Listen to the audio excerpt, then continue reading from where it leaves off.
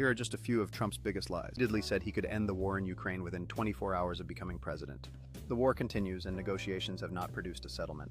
He promised to cut energy costs in half within a year, and prices have risen by roughly 12%. He said the cost of living would drop starting on day one, but essential costs like housing and health care are higher than when he took office. He said he'd end inflation, but his tariffs made it rise. He's secured half of the investments he said he'd bring in.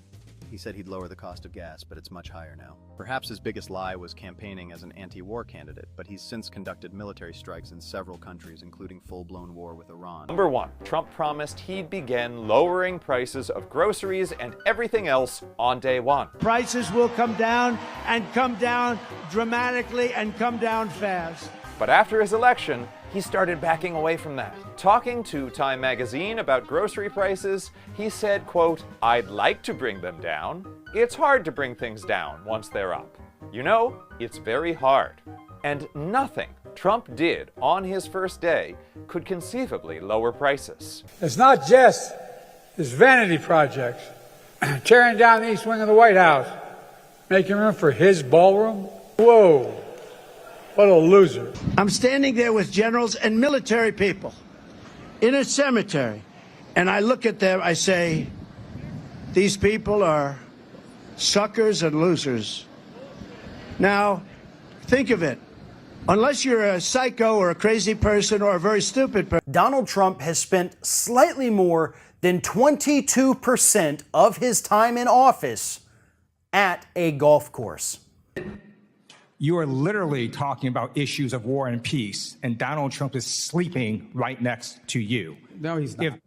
I want the American people, all of you watching tonight, to know that he's paid nothing in federal taxes, because the only years that anybody's ever seen were a couple of years when he had to turn them over to state authorities when he was trying to get a casino license, and they showed he didn't pay any federal income tax. So if he's paid zero, that means zero for troops, zero for vets, zero for schools or health. Only two presidents in American history with fewer jobs the day they left office than when they started. One was President Hoover, and the other was Donald Hoover Trump.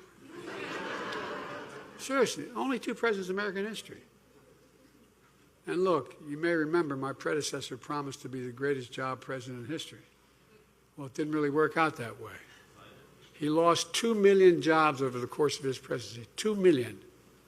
We've created 13.4 million new jobs.